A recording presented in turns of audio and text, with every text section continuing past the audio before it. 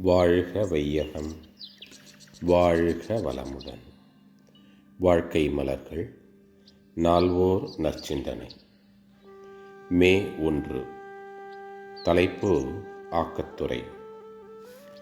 உங்களுக்கு கிடைக்கக்கூடிய பாக்கியமெல்லாம் முன்னே நீங்கள் இதுவரை செய்த வினையின் விளைவு, செயலின் விளைவு என்று தெரிந்து கொண்டு அதனுடைய பயனாக இனிமேல் நல்ல காரியங்களையே செய்வோம் என்று எண்ணிக்கொண்டு நலமுள்ள காரியத்தை செய்வேன், நலமுள்ள காரியத்தை நினைப்பேன், அதற்கு என்னுடைய ஆற்றல் முழுவதும், உடல் சக்தி முழுவதும் செயல்படட்டும் என்று எண்ணினீர்களேயானால் அதுதான் பாசிட்டிவ் திங்கிங்.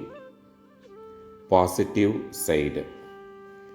பாசிட்டிவ் சைடு என்றால் தமிழில் ஆக்கத்துறை என்று பெயர்.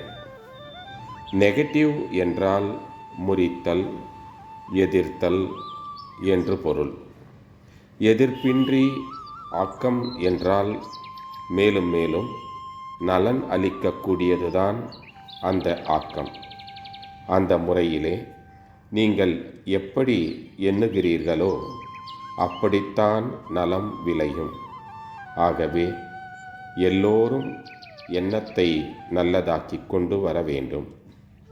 பிறருக்கு உதவி செய்வேன், ஒவ்வொருவருக்கும் என்னால் இயன்றதை செய்து கொண்டே இருப்பேன் என்று சொல்லும்போது அது ஊற்று மாதிரியாகவே வற்றாது சுரக்கும். அவ்வாறு பிறருக்கு உதவி செய்யும்போது எங்கிருந்து செய்யப் போகிறீர்கள்? கேள்விக்குறி. இருப்பிலிருந்து தான் கொடுக்கிறோம், இருப்பதைத்தான் செய்கிறோம். அங்கே இல்லையானால் செய்ய முடியாது அல்லவா? கேள்விக்குறி. ஆகையினால் செய்ய செய்ய வந்து கொண்டே தான் இருக்கும். நல்ல முறையிலே அது வளர்ந்து கொண்டே தான் இருக்கும். எப்பொழுதும் அந்த மெய்யுணர்வு வந்துவிட்டது என்றால், மெய்யுணர்வினை பயன்படுத்துவோம் என்றால் சேவையிலே நிறைவு வரும், வாழ்விலும் ஒளி பெருகும்.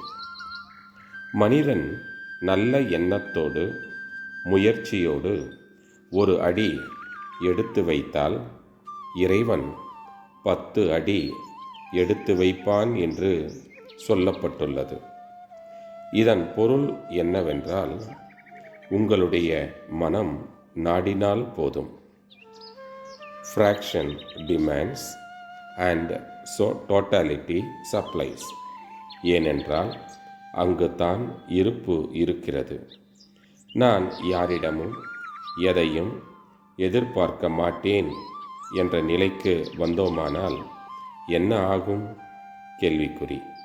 நல்ல எண்ணம், மன தூய்மை கொண்ட ஒருவர் ஒரே இடத்தில் அமர்ந்து கொண்டு எல்லாம் வல்ல இறைவன் என்னை கவனித்து கொள்வான் என்றிருந்தால் அவரது தேவையை நிறைவேற்ற உதவிகள் எல்லா திசையிலிருந்தும் வந்து சேரும்.